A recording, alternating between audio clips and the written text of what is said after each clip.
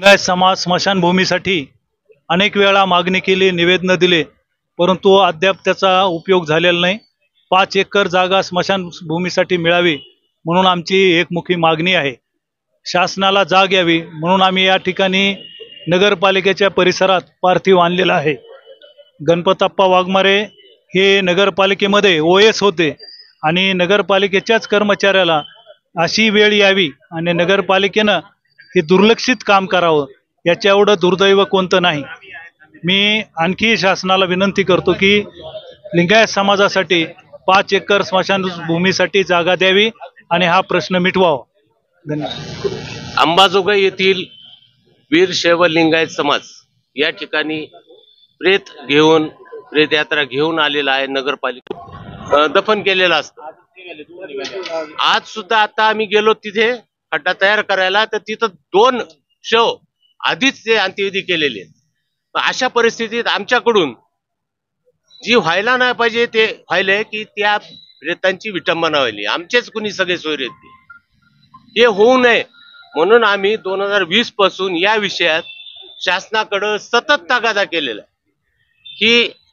ही तर फक्त आत्ताची फाईल आहे, परंतु अशा 4 फाईली माझ्याकडे तयार झालेल्या आहेत. समाजाच्या वतीनं आम्ही त्या एकत्र ठेवलेल्या आहेत फाईल. आता या नवीन जागेचा प्रस्ताव आम्ही जेव्हा दिलाय शासनाला, तेव्हा आपले अंबाजोगाईचे उपजिल्हाधिकारी यांनी आम्हाला आश्वासन दिले की आम्ही लवकरात लवकर तुम्हाला ती जागा मिळवून देऊ. आम्ही त्यांच्या आश्वासनाला थांबलो. ठीक आहे म्हणलं सर, आम्ही थांबतो थोडं.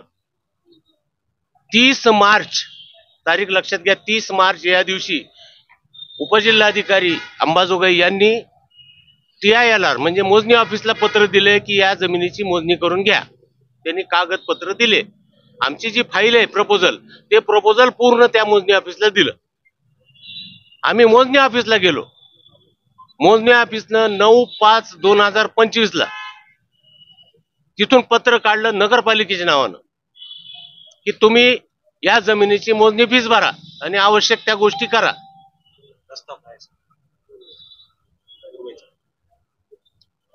आता 9/5/2025 ते आजची तारीख जवळपास 1.5-2 महिने होत आले, परंतु नगरपालिका बघू पाहू आमच्याकडे पत्रच आलं नाही.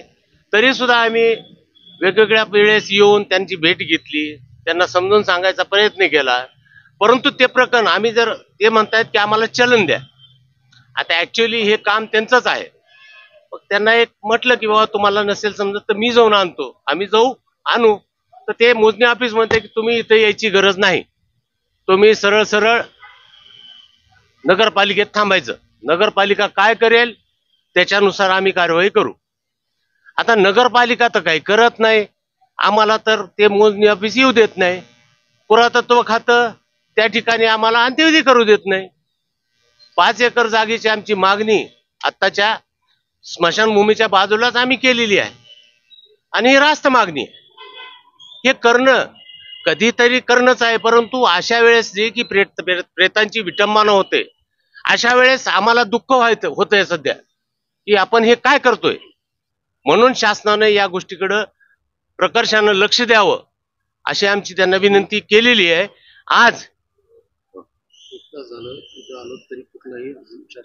आज या ठिकाणी आम्हाला येण्याची गरज त्यामुळेच पडलेली आहे. आम्ही नगरपालिकेला हे सकाळीच कळवलेलं आहे. तिथले OS जे आहेत त्यांना फोन करून सांगितलंय, तहसीलदार साहेबांना, SDO साहेबांना हे पत्र दिलेलं आहे की आम्ही जेव्हा कधी कुणी मयत होईल त्यांची अंत्ययात्रा घेऊन आम्ही तहसीलच्या किंवा SDO ऑफिसच्या ह्याच्यात येऊ.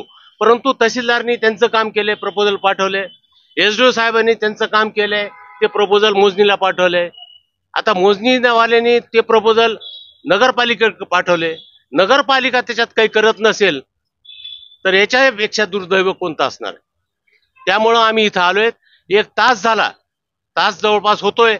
या ठिकाणी कुठलाही शासकीय अधिकारी नगरपालिकेचा असो अगर शासनाचा कोणी प्रतिनिधी या ठिकाणी आलेला नाही.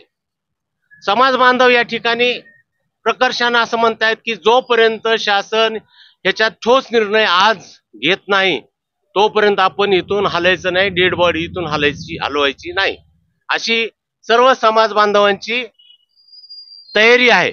आहे का? हातवरी करा. तर या पद्धतीनं आम्ही या ठिकाणी बसलेलो आहोत. जेव्हा शासन येईल तेव्हा आम्ही इथून जायचा प्रयत्न करू. शासन जर योग्य पद्धतीनं आम्हाला लेखी किमान आश्वासन लेखी देत नाही, वेळ ठरवून देत नाही, तोपर्यंत आम्ही इथून हलणार नाही.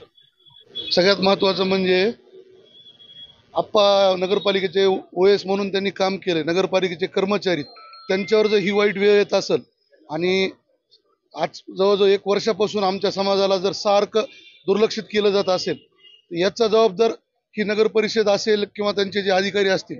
यांना इथं येऊन आत्ता तात्काळ जर ह्या गोष्टी केल्या नाहीत तर हे आंदोलन आणखीन तीव्र होईल आणि याला जबाबदार नगर परिषद राहील. ही जर नगर परिषदेच्या एका कर्मचाऱ्यावर अशी वेळ येत असेल तर याला 100% ह्यांना म्हणजे अक्षरशः असं खूप वाईट गोष्टी तोंडात येतात की ह्यांना असं वाटलं पाहिजे एक नगर परिषदेचा कर्मचारी तो सगळ्यात मोठ्या पदावर OS पदावर त्यांनी काम केलं, त्यांच्यावर अशी वाईट वेळ येत असेल तर या गोष्टीला खूप गांभीर्याने त्यांनी तत्काळ बघावं आणि आमच्या सर्व समाज बांधवांना न्याय द्यावा.